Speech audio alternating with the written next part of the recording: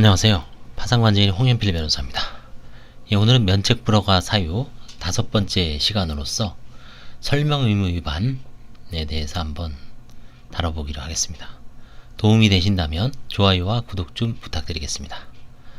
이 법 제658조에 규정되어 있는데요. 설명의무 위반, 면책불허가 사유도 해당되지만 설명의무 위반죄로 형사처벌까지 되어 있습니다. 엄청난 조항이죠.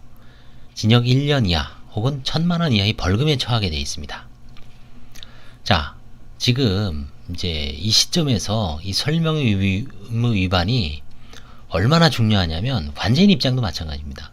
2020년 2월 1일부터는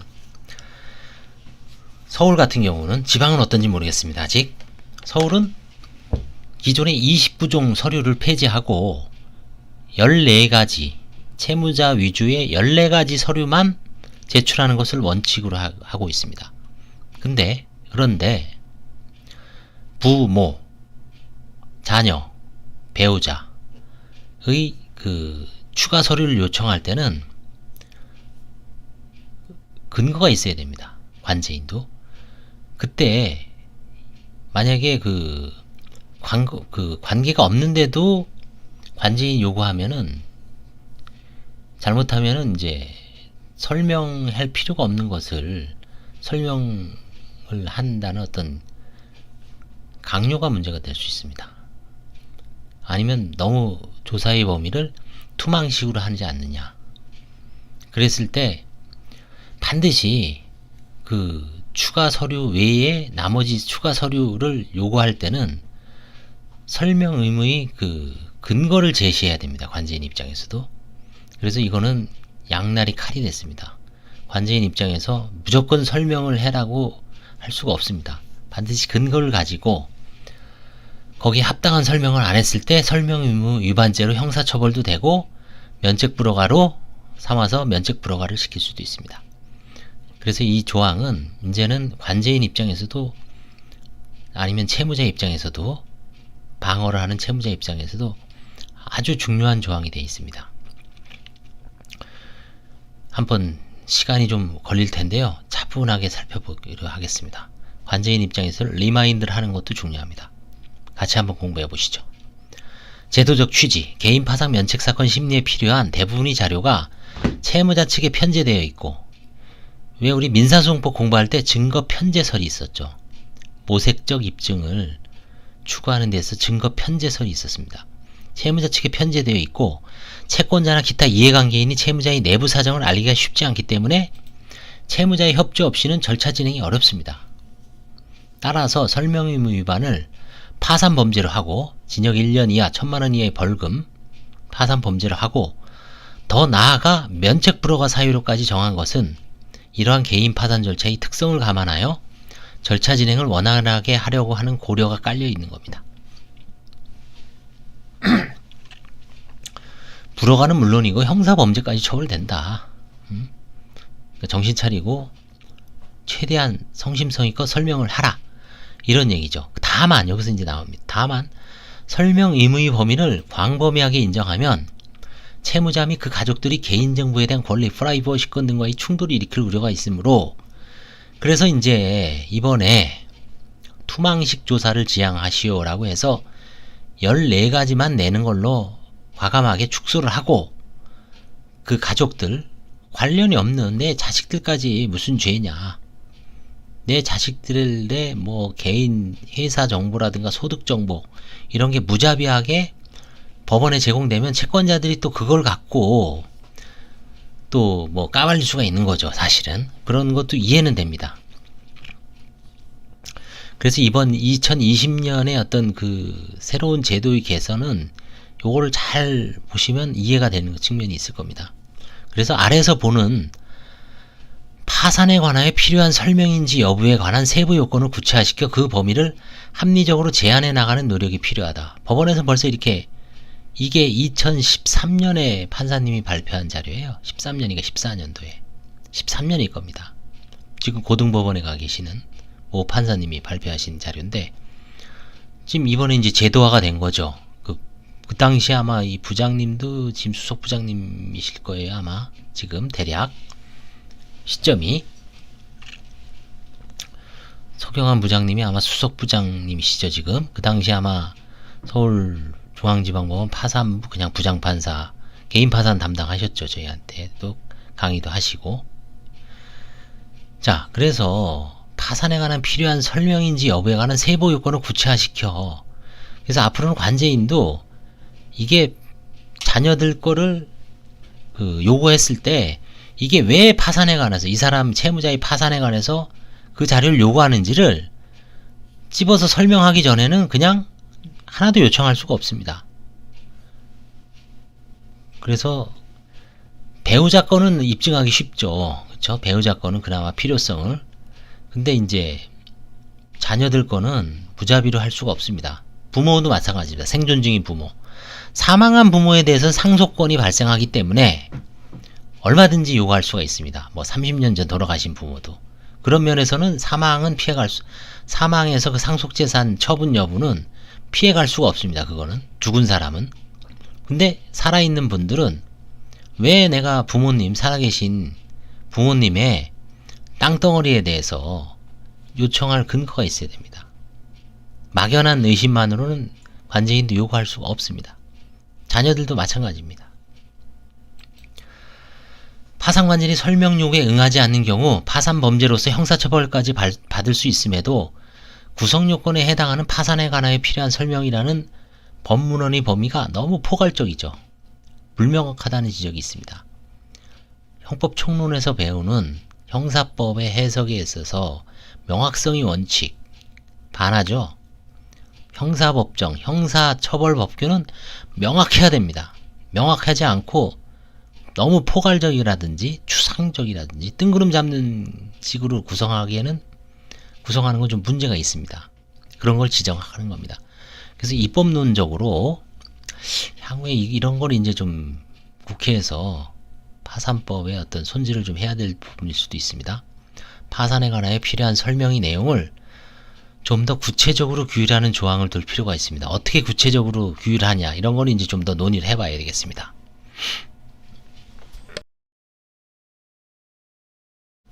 자, 그러면 하나하나 보겠습니다. 설명 요구 주체는 누구냐? 파산관제인, 감사위원, 채권자 집회입니다. 통상 개인 파산은 간이 파산이기 때문에 파산관제인이 요구하죠. 법원이 보정명령을 통해 설명을 요구하였음에도 이에 불응하는 경우에는 법 제564조 제1항 제5호 이 법에서 정하는 채무자의 의무 위반이 적용됨에 주의해야 됩니다. 판사, 법원이 파산부 판사가 요구하는 경우는 564조 제1항 제5호가 적용돼. 역설적이게도 이 법에서 정하는 채무자의 의무 위반, 판사가 요구했는데 불응하는 경우에는 형사처벌할 수가 없어요. 이거는 564조 제1항 제5는 형사적으로는 처벌할 수가 없습니다. 근데 658조 설명 의무 위반에 대해서는 형사처벌을 할 수가 있습니다. 관제인이 요구하는데 그런 면에서 보면 개인 파산 관제의 그 의미를 아실 거예요. 파산은 결국 관제인이 주도하는 겁니다. 판사는 판단을 하는 겁니다. 법정에서. 레프리예요. 관제인이 실질적으로 사법경찰관 혹은 검사처럼 밀착해서 채무자에 대해서 하나하나 재산 처분 경이라든가 파산 경이라든가 부인권 행사라든가 지급불능 시기라든가 이런 거를 명확하게 재반 그 자료에 근거를 해서 조사를 하고 이거에 설명을 해라. 설명 안 해? 형사처벌까지 시켰어. 판사보다 오히려 더 그런 조항을 둔 이유가 뭘까요? 판사는 형사처벌이 안 됩니다. 판사님 말을 안 들었을 땐. 근데 관제인 말을 안 들었을 때는 설명 의무를 제대로 안 했을 때 형사처벌을 받습니다. 그게 뭐 누가 우위가 아니라 결국은 관제인 밀착형으로 애초에 관제인이 조사를 하는 거를 예정을 하고서 이 조항을 맞춘 거죠. 그렇죠? 자, 그러면 설명의 대상은 뭡니까? 파산에 관하여 필요한 설명입니다. 좀 뜬구름 잡는 얘기 같지만 지금 현재 조항은 이렇게 되어 있습니다. 모든 게 다 파산에 관하여 필요한 설명이라고 그냥 해서 야 아들 거 내, 자녀 거 내, 딸 거 내, 부모 시골에 계신 부친 거 내, 지금 혼자 고향에 계신 어머니 자료 내시오. 그렇게라도 할 수가 있을까요, 과연? 파산에 관하여 필요한 설명일까요, 그게? 한번 보겠습니다. 파산 관제 업무에 필요한 일체의 사항에 미친다. 파산에 이른 사정, 파산 재단, 파산 채권, 재단 채권, 부인권, 한치권, 별채권, 상계권. 이렇게 정해져 있습니다. 자, 그래서 모든 거에 대해서 할 수 있지만 다만 인적 범위에 관해서는 좀 아까 뭐 무조건 부모, 자녀 이건 아닙니다. 예를 들어 이런 게 있죠. 예금 계좌에 보니까 부모한테 돈이 가요. 돈이. 통상적인 생활비라든가 주는 용돈보다 훨씬 큽니다. 그 돈이. 만약에 단기간에 1년에 5천만 원이 갔어요. 당신 이거 왜 부모님한테 붙였습니까? 하니까 부모님 제 옛날에 사업을 할 때 도와준 거를 최근에 지급불능 상태에 이르렀을 때 다른 대부업체로부터 돈을 받아서 부모님 거라도 일부라도 일부 갚았습니다.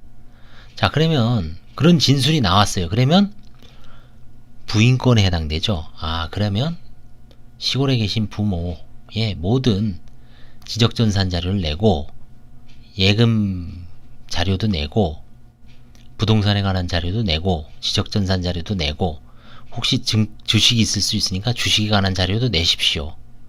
그리 말하면 페이인포 정보 싹 내시오 라고 얘기하는 거는 맞습니다.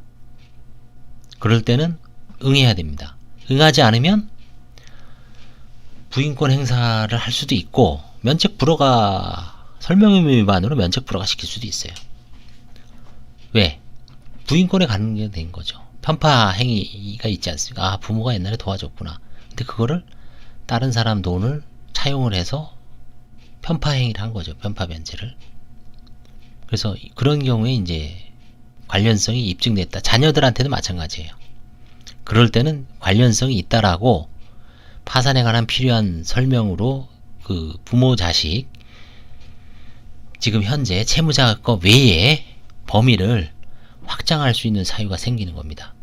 그런 개별적인 사정은 이제 앞으로도 구축을 해 나가야 됩니다. 항고심 결정에서 문제되었던 사례. 그래서 이 항고심 분석이 되게 중요합니다. 제가 지금 이 외에 항고심을 하나하나 읽고 있죠. 그걸 잘 보시기 바랍니다. 저도 마찬가지입니다. 실소유자가 채무자인 것으로 의심되는 가족명의 재산의 취득자금 출처. 자, 아들이 부동산을 갖고 있다라고 주장을 합니다. 채권자가. 근데 아들이 미성년자예요. 아니면 대학생이에요.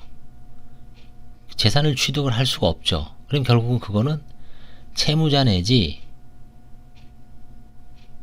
채무자 것으로 채무자의 자금이 흘러 들어갈 것으로 의심이 되죠.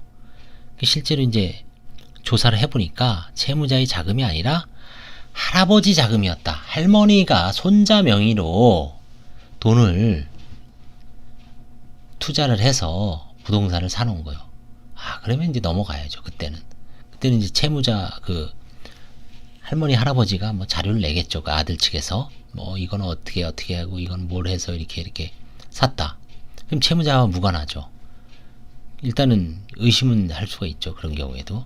자, 이거 한번 보겠습니다. 실제 케이스는 채무자가 그 소유 부동산에서 장모 명의로 유흥업소를 운영하였는데 그 부동산이 2008년 4월 3일 배우자에게 공매를 원인으로 소유권 이전된 후 2008년 4월 21일 그중 10분의 8 지분에 관하여 다시 장인에게 소유권 이전이 격려되었고 6월 17일 협의이혼하였던 바 파산관제는 이 부동산이 취득권의 관련 자료와 채무자가 운영하였다는 유흥업소의 상업장부 등의 제출을 요구하였으나 채무자가 불응한 사안에 대하여 당연히 설명의무 위반으로 의뢰할 수 있겠죠. 왜? 아니 채무자가 유흥업소를 운영했는데 장모 명의, 장인 명의로 부동산을 취득을 하면 결국은 처갓집 그 재산은 이쪽에서 얻은 수익이라든가 이런 걸로 물론 나중에 까보니까 그게 아니다라고는 그때는 그렇게 입증하면 되는데 일단은 설명을 안 하는 거는 상당한 개연성이 있다라고 보고 너 그러면 그냥 불어가. 왜? 아까도 얘기했죠. 증거가 채무자 측 물론 협의원 했으니까 협조를 안 해줍니다 라고 할 수도 있지만 이거는 상당히 좀 문제가 있는 사안이죠. 협의원에서 협조를 안 해줬다 그래서 못하는 건 아닙니다. 채무자가 현재 배우자가 분양받은 아파트에 거주하고 있고 채무자가 지급불능 상태에 이른 후에도 배우자가 경매 절차에서 임야를 경락받기도 한 사안에서 파산관전이 배우자의 경제활동 내역, 아파트 분양대금 출처 및 임야를 경락받은 경위와 그 자금 출처에 대해 설명을 요구하였음에도 채무자가 이에 불응한 경우 설명 의무 위반으로 본 사례. 중앙법원. 이거 제가 한 사안하고 옛날에 제 건 아니겠지만 옛날에 있습니다. 저도 그 구파산에서 2009년인가 10년에 직접 그 집도 찾아갔습니다. 서초동에 있었는데 배우자는 그때 교사였나요? 근데 그 건물이 원래 채무자 거였어요. 근데 몇 년 후에 IMF 지나고 배우자가 딱 낙찰을 받았더라고요.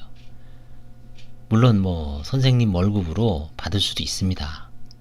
근데 나중에 보니까 동생 명의로 법인을 운영하고 딸을 그 회사에 취업을 시켜서 채무자가 운영하는 것 같아요. 운영하고 있는 것 같아요. 그러니까 결국은 그 자금으로 이제 계속 다른 사람 명의로 사업은 해왔던 거죠. 배우자 명의로 그 낙찰을 받고. 그래서 그런 경우에도 이제 설명을 요구했는데 불응했어요. 그래서 불허가로 종결을 지었습니다. 대부분 비슷합니다. 그런 경우에. 채무자가 파산 신청이 임박해서 처분한 재산의 매각 대금 및 그 대금의 구체적인 사용처를 제대로 안 밝힌 경우. 제가 오늘 102기 다음 주 3월 9일날 선고하는 사건에서도 그런 케이스가 2건 정도가 있습니다. 딱 보니까 2008호 직전 한 1년 전, 2년 전에 부동산을 분명히 매각을 했어요. 근데 그 부분에 대해서는 파산 신청서 어디에도 언급이 없습니다. 그냥 슬그머니 변호사도 선임했음에도 불구하고 슬그머니 넘어가는 거죠. 나중에 분명히 관제인이 문제가 됐을 때 밝히겠다라고 뭐 히든카드로 지금 갖고 있는지 모르지만 반드시 그걸 이제 찾아내서 물어보겠지만 기본적으로 일단은 아직은 설명을 제가 요구를 안 했죠. 그 사람이 안 쓴다 그래서 아직은 불허가 사유는 아닙니다. 그거 안 쓴다 그래서. 근데 나중에 이제 구체적으로 파고 들어가서 당신 예전에 2016년 전에 이런 건물 매각을 했는데 그 대금 구체적인 사용처에 대해서 밝혀라 했는데 잘 모르겠다든지 아니면 밝히는 둥 마는 둥 한다든지 그럼 이제 불허가로 아웃시키는 거죠. 채무자가 파산 신청 직전에 아파트를 처분하였는데 채무자가 주장하는 매각 대금 자체로도 시세보다 저렴하여 파산관절이 매매계약서 및 매매대금이 지급을 소명할 수 있는 금융거래 자료 제출을 요구하였으나 채무자가 이에 불응한 경우 당연히 설명의무 위반이겠죠. 채무자가 파산 신청이 임박해서 가족 친지 등에 대한 채무를 변제하였다고 주장하는 경우에 채무가 실제로 있었음을 확인할 수 있는 소명자료 당연하죠. 이거는 지금 이런 경우는 아주 그냥 외통수입니다. 설사 가족이 채무를 이제 돈을 꿔준 자료가 있었다 그래도 편파행위로서 가족이면 거의 뭐 악의가 추정이 되기 때문에 관제인이 부인 소송만 내면 무조건 이깁니다. 거의. 근데 하물며 그 채권 자체도 없다. 돈을 사업 어려울 때 가져왔다는 자료도 없어요. 그러면 마치 변제했다고 짜고 치는 거죠. 은닉해놓은 거죠. 이거는. 이럴 때는 사기파산죄가 돼서 형사처벌까지 받습니다.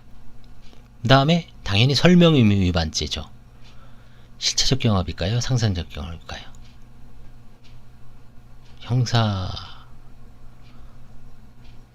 형사법을 참 오랜만에 놨더니까 여기서 동시에 상상적 경험이라고 봐야죠. 상상적 경합. 한 행위로 인해서 두 구성 요건에 두 군데에 이제 해당이 되는 겁니다. 그런 경우는 이제 관념적 경합, 상상적 경합이라 그러죠. 실체적 경합은 아니죠. 실체적 경합인가요? 모르겠네. 하여튼 두 가지 다 해당됩니다.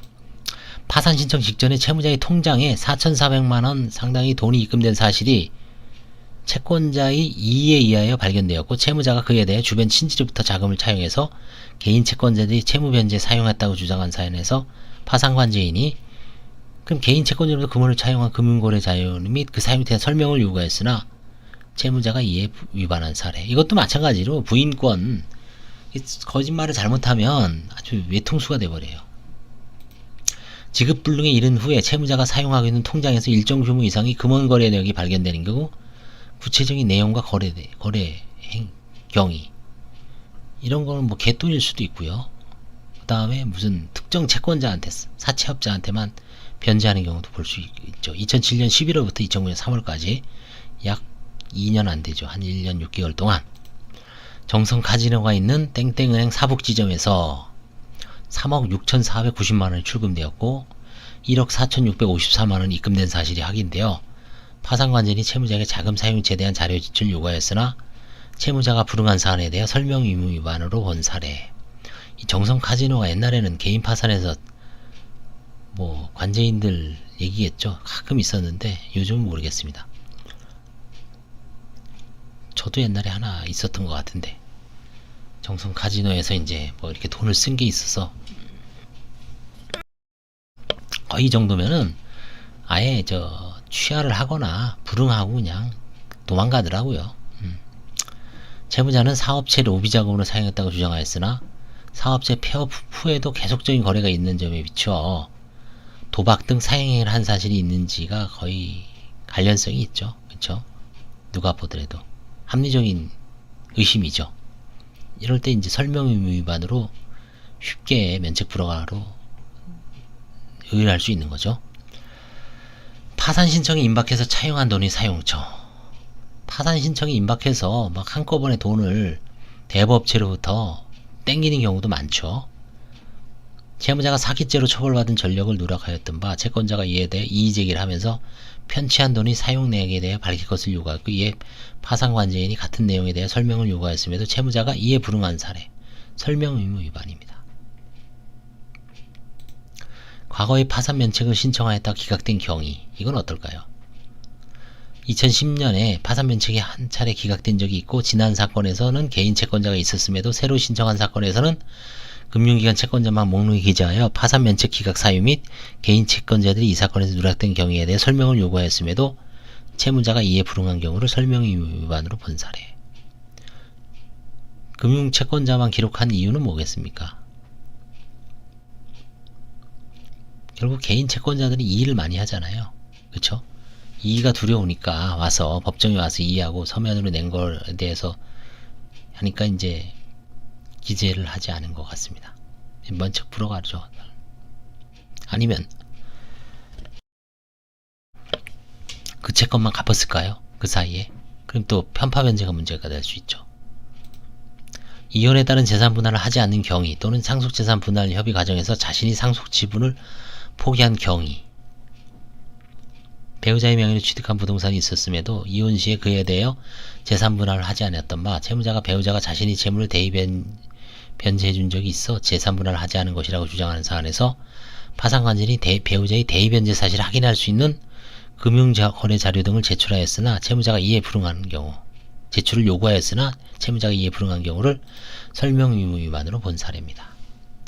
다만 그 다음에 설명을 요구할 필요성이 있어야 돼요. 설명 요구의 합리성. 무조건 필요가 되지 않습니다. 서울중앙지방법원 항고심에서는 이 사유로 면책 불허 결정할 때 파산관절이 설명을 요구한 내용 자체가 일반적으로 파산에 관해 필요한 설명에 해당되는지 여부에 대한 심사 외에도 그 사안에서 파산관절이 그와 같은 설명을 요구하는 것이 기록상 나타나는 여러 정황들에 비추어 꼭 필요한 것인지에 대한 심리도 함께 하고 있다고 합니다. 1심에서도 벌써 알아서 정확하게 해줘야 되죠. 채무자가 지급불능 상태에 이른 후 채무자의 자녀, 취득 당시 대학 재학 중 25세가 매매대금 1억 2천만원의 아파트를 취득한 사실이 발견되어 대학생이잖아요. 아파트를 발견되어 파산관인이 그 취득자금 출처에 대해 설명 및 금융거래 자체를 요구한 사안에서 자녀의 아파트 취득 당시 연령 및 소득 활동, 채무자가 장기간 부동산 중개업소에 종사하였던 점, 지급불능 이후에 채무자의 배우자가 여러 차례 부동산 거래를 한 정황 등을 들어 파산관절이 설명 요구가 합리적이라고 본 사례죠. 자, 이 시점에서 제가 기억나는 사례 하나 구두로 한번 말씀드릴게요. 대학생 딸이 빌라를 하나 취득하고 그 다음에 두 채를 취득을 했어요. 그래서 깜짝 놀래가지고 제가 서울 중구 쪽에 나중에 봤더니 엄청난 능력자였어요. 고액과외를 해서 우리나라 최고 학부에 다니면서 그 당시에 뭐 수능 대비 미국 SAT인가요? 그 SAT도 대비하고 이공계 쪽이었어요. 자연과학 쪽. 그 통장에 돈이 찍힙니다. 엄청나요, 그게. 그걸 모아서 부모가 지방에서 망해서 야반도주 해갖고 그 딸이 완전히 그냥 뭐 그 집안의 보물이죠. 나중에 보니까 뭐 빌라를 두 채를 구입을 하고, 그쵸? 집안을 아주 먹여 살렸어요. 동생들 학비 다 되고 뭐. 그래서 그거를 아주 샅샅이 조사를 했는데 완벽하게 소문했습니다. 소명을 했어요.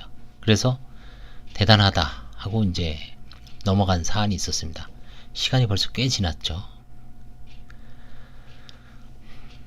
그 사례도 아마 나중에 이제 이렇게 제가 면책살이 할 때 어느 순간에는 드러날 수도 있지만, 하여튼 그런 경우에 이게 너무 어린 자녀가 부동산을 취득했을 때 항상 문제가 됩니다.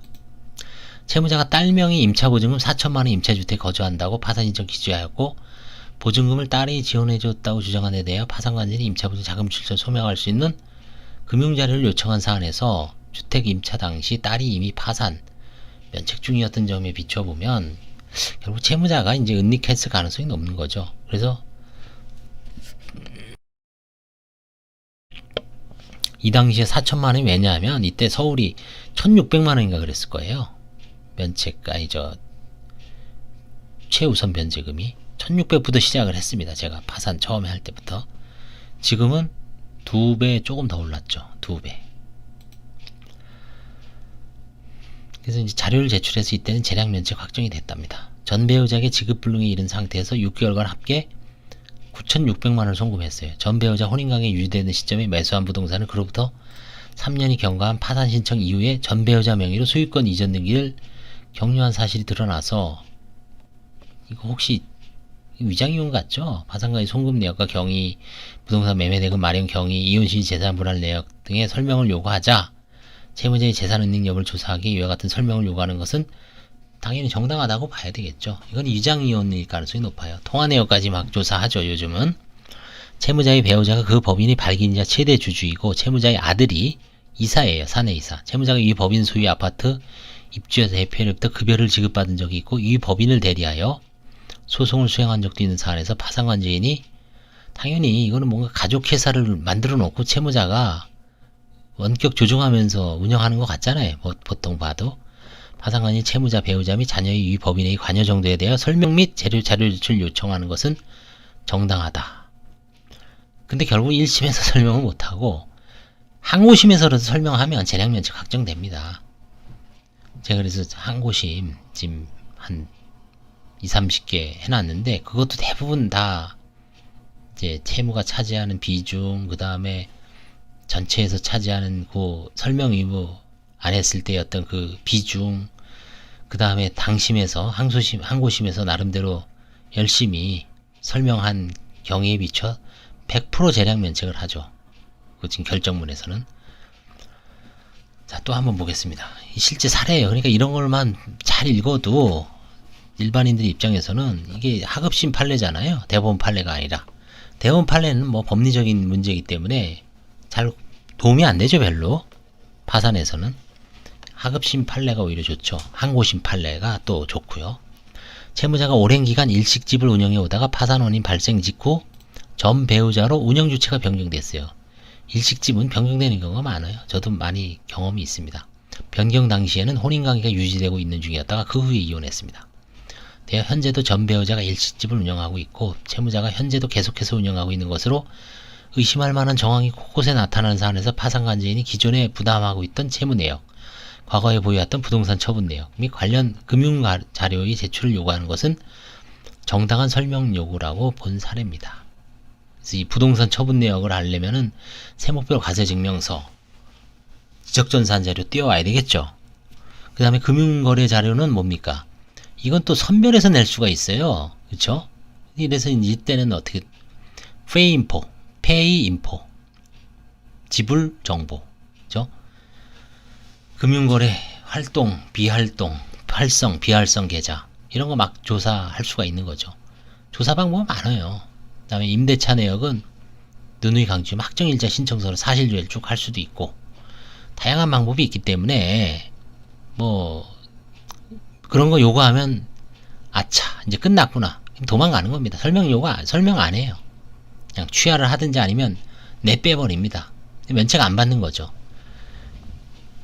그래서 그런 경우에 어떻게 된다 그랬습니다. 제도의 파산이라 그랬죠. 여기서 다시 한번 불락 붙이기 불어가 락 채무가 누락된 경우 이제 채권자 파산해서 파산 채무자가 면책 신청을 일정 기간 내에 안 한 경우 취하한 경우 기각된 경우 그래서 다른 건 다 몰라도 되니까 불어가 불취기 이 세 가지만 알아두십시오. 그 세 가지가 가장 많죠. 그런 경우에 나중에 불허가 받고 아니면 면책 기각 받고 다시 파산 면책만을 받기 위해서 파산 선고 및 면책을 할 수가 없다. 이걸 뭐라 그랬죠? 제도의 파산 금지라 그랬죠. 여기서 계속 연결돼요. 자, 그 다음에 이제 행위 설명을 하지 않거나 허위 설명을 해야 합니다. 설명을 하지 않은 이제 부작이죠. 묵비 침묵입니다. 자료 안 내요. 그 다음에 이제 허위로 조작을 하는 겁니다. 그럴듯하게. 근데 그게 모순되죠. 설명에는 자료 제출도 포함된, 그러니까 자료를 제출을 하는 것도 설명이죠.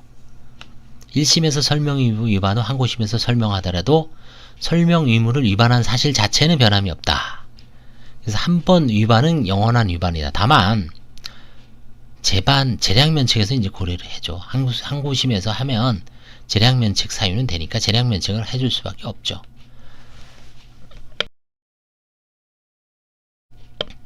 여기서 파산격언을 한번 제가 우스운 얘기지만 파산격언을 한번 두 가지를 들려드릴게요. 이거는 관제인이 한 얘기가 아닙니다. 판사님들이 한 얘기입니다. 한 번 은닉은 영원한 은닉이다. 뭐 예를 들어서 한 번 해병은 영원한 해병대다. 여기서 차용과 같은데 한 번 은닉은 영원한 은닉이다. 그 다음에 이것도 마찬가지죠. 한 번 설명 의무 위반은 영원한 설명 의무 위반이다. 변함이 없던 얘기예요. 다만 재량면책에서 고려될 뿐이죠. 그 두 가지 파산격언. 정당한 사유가 있으면 설명에 응하지 않을 수도 있음. 정당한 사유. 정당한 사유가 뭐냐? 이건 이제 좀 채무자의 지적 능력, 연령, 사안이 복잡성, 건강 상태 등에 비춰 그 사항에 대한 설명을 도저히 기대할 수 없는 경우에는 정당한 사유가 있다라고 할 수 있습니다. 채무자가 막 이제 심신도 미약하고 그 다음에 뭐 우울증도 있고 그런 경우도 있을 수 있어요. 피폐해진 삶.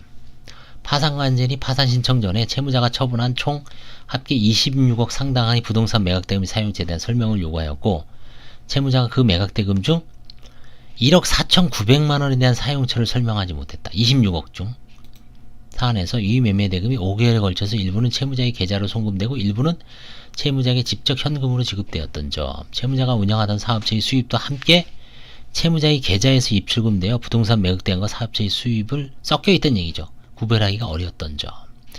이 1억 4,900만원 중 상당 금액은 생활비, 공과금 지급, 신용카드 사용대금 지급, 대출금 이자 지급 등의 용도로 사용된 것으로 보이는 점. 그러니까 결국 빼돌린 흔적이 없다는 얘기죠. 관제인은 아마 1억 4,900까지 쫙 맞췄어야 되는데 이게 비니까 이거 혹시 은닉 아니냐. 통상적으로 이제 생활비나 이런 것도 사용되죠. 사항, 채무자가 69세의 고령으로서 당뇨병, 우울증 등을 앓고 있으면서 파산관제인 설명 요구에 제대로 몸도 안 좋죠. 응하기 어렸던 것으로 보이는 점 등의 사정을 들어 항고심에서 설명 의무를 위반하였다고 보기 어렵다. 그래서 결국은 이제 인용했겠죠. 면책으로 인용했죠. 1심을 취소하고 채무자가 보유 또는 지배하고 있는 정보를 넘어서는 경우에 이게 영역설이죠. 영역설. 어느 영역에 있냐. 내 영역에 있는 거는 너 영역에 있는 건 너가 최대한 내야 되는데 나의 영역이 없는 것을 요구하는 경우는 안 됩니다. 넘어서는 경우에 설명에 응하지 않으면 단 정당한 사유가 있다고. 이건 이제 증거법에서 영역설이라고 있을 거예요. 영역설. 증거편제. 민사소송법에서 이제 증거편을 이렇게 공부해 보면 그런 게 나오는데, 서울중앙지방법원 2011년 7월 1일자 항고심이죠. 라가 항고심이라 그랬죠. 마는 재항고심이고 1심은 하면, 하단 사건이 여기서 취급 안 합니다.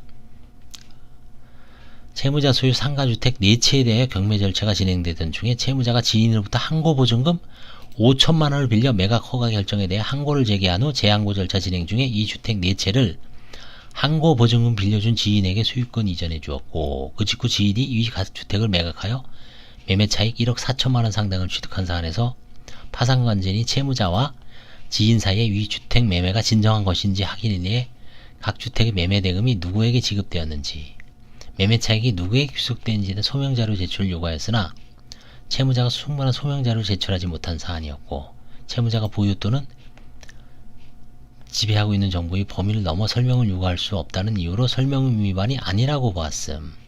이건 좀 논란이 있지만 일단 법원에서는 이렇게 봤어요. 관제인 입장에서 조금 아쉬운 결정인데, 결국은 이제 친구하고 좀 짜고서 항고보증 5천만원을 사실은 이론적으로 보십시오. 5천만원을 받았지만 대물변제 쪽으로 전부 넘겨줬으면 뭔가 정산 의무도 있고 그렇지 않나요? 좀 문제가 있죠. 하여튼 그 정보는 친구가 다 갖고 있어서 채무자가 없는 걸 어떻게 요구하냐. 이거는 결국은 이게 이제 정보의 범위 문제인데, 이런 것 때문에 관제인이, 제가 예전에 소송을 한 적도 있어요. 어떻게? 여기서 만약에 그 친구한테 소송을 거는 겁니다. 실제. 그럼 이 친구가 증거가 거기 다 있죠. 그래서 뭐 이거는 내가 다 갖고 뭐가 어떻고 저 친구한테 준 돈이 없고, 이런 걸 통해서 뭐 거기서 화해 계약을 할 수도 있고, 편파행위도 해당될 수도 있는 거거든요. 이게 편파 대물변제, 항고보증금에 대해서 했던 거는. 그래서 이거는 아마 그런 소송을 안 하고 관제인이 그냥 에이 너 설명 의무 위반이야 해서 나가리 시키려고 했다가, 항고심에서는 조금 이 영역설에 의해서 이거는 채무자가 어떻게 이제 구제 받았죠. 사실은 이거는 소송도 못 해보고 좀 문제가 있는 사건이죠.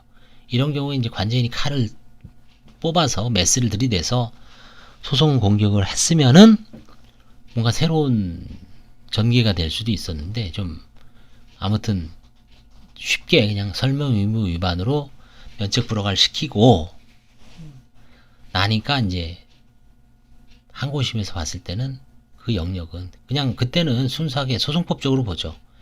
이 영역은 채무자가 아닌 그 친구한테 다 있는데 이거를 이 사람이 어떻게 설명을 할 수가 있냐.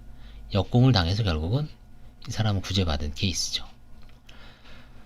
채무자 자신이 형사상 소추 또는 처벌을 받을 우려가 있는 사항에 대한 진술 거부권과의 관계가 문제가 된다. 헌법 12조 2항이 헌법상 자기부재 특권이죠. 자기에게 불리한 사항에 대해서 형사상 진술 거부권이 있죠. 이게 뭐죠? 뭐라 그랬죠? 이게 미국에서 문제가 된 조항도 있죠. 자, 관제인이 설명 요구 대상은 주로 채무자의 재산은닉, 불이익 처분 등의 행위를 밝혀내는 경우가 많은데, 이 행위들은 현행법상 파산범죄로 처벌된다 그랬죠. 제가 사과 설사라 그랬습니다. 사기파산죄. 사기파산죄가 세 가지가 있죠. 은닉, 손괴, 불이익 처분, 그 다음에 장부 변개, 또 뭐가 하나 더 있는데, 예, 이게 사기파산죄입니다. 일반인들은 가장 손괴, 은닉, 불이익 처분, 이게 사기파산죄의 대표적인 거라고 생각하시면 돼요. 나머지 뭐 장부가 어떻고 이런 뭐 그거는 알 필요도 없고, 요 세 가지 그게 사기파산죄입니다. 형사범죄가 된다 그랬죠. 10년 1억 원 이하의 벌금. 그 다음에 그거보다 좀 경한 과태파산죄가 있죠. 본지행위, 비본지행위, 그죠? 비본지행위. 뭐 근저당 설정해주고 그 다음에 변제하고, 의무 시기가 아닌데 변제하고, 그렇죠? 그런 경우. 비본지 행위. 그 다음에 사과, 설이 뭡니까? 설명의 위반죄 658조 1년 이하의 징역 1000만원 이하의 벌금. 이 세 가지 유형은 사기파산죄, 과태파산죄, 설명의 위반죄는 형사범죄예요. 파산범죄입니다. 그 다음에 나머지는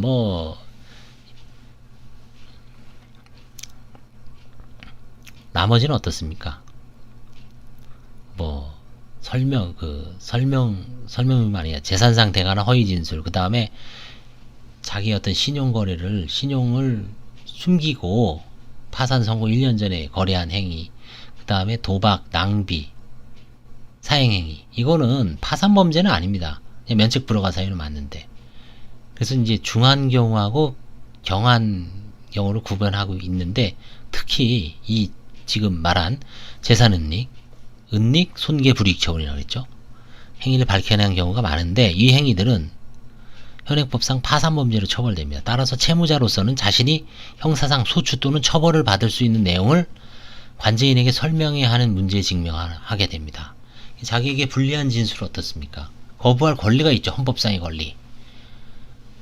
여기서 이제 애매한 문제가 생깁니다. 그렇다고 파산범죄로 처벌받을 우려가 있다는 사정을 설명의무에 응하지 않은 데 대한 정당한 사유로 본다면 채무자에게 파산관계자 설명의무 위부를 부과한 취지에 반한, 취지가 몰각될 우려가 있죠. 파산에서는 어떻습니까?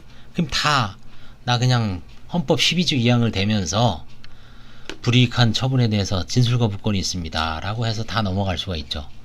그래서 이제 어려운 문제가 생기지만, 기본적으로 파산에서는 파산제도의 어떤 필요성을 위해서 형사처벌도 두고 특히 설명의 위반죄가 아주 중요합니다. 다만 이제 그거를 제한하기 위해서는 아까 얘기했지만 주체를 제한하고 필요성으로 제한하고 그 다음에 행위로서도 또 제한을 하는 거, 단계적으로 개별적으로 다 제한을 하고 있습니다. 제한적 해석을 통해서 설명 위반으로 가는 거를 이제 좀 억제하고 있습니다. 자, 그래서 오늘은 이게 가장 논란이 많을 거예요. 관제인하고 채무자가 가장 많이 부딪히는 영역이 여기입니다. 왜? 도대체 얼마나 설명을 해야 되냐, 또 설명할 대상이 많냐, 필요성이 있느냐, 부딪힐 수밖에 없어요. 가급적 채무자들은 이거 설명의 대상 아니다, 필요성이 없다. 근데 관제인은 무슨 소리냐, 이거는 설명 대상이 필요하다. 그래서 이제 그런 접점이 가장 충돌이 많은 지점이 설명의 의무 위반입니다. 형사처벌도 되겠지만, 그래서 설명 의무 위반에 대해서는 이 하나하나 케이스, 여기서 나온 거라도 한번 교과서에는 좀 더 많이 있을 거예요. 그래서 하여튼 가장 문제가 되고, 그 다음에 이제 항고심 결정도 많이, 제가 이제 해설이 아니라 같이 한번 읽어보는 시간이라고 보면 되는데, 항고심 결정도 한번 차분하게 하루에 한 개씩 정도 하면은, 항고심에서는 대부분 재량 면책하는 경우가 많거든요. 왜 재량 면책을 했을까? 항고심이라고 그냥 봐주지는 않습니다. 분명히 항고심에서 어느 정도 설명을 하면 봐주고, 그런 경우가 대부분이겠죠. 항고심에서라도 설명을 하면 부재가 되는 경우도 좀 있는 것 같습니다. 그래서 자, 오늘은 법 제 658조 5번째 시간으로 설명의무 위반에 대해서 한번 면책불허가 사유에 대해서 자세하게 살펴봤습니다. 도움이 되셨다면 좋아요와 구독을 눌러주시기 바랍니다. 감사합니다.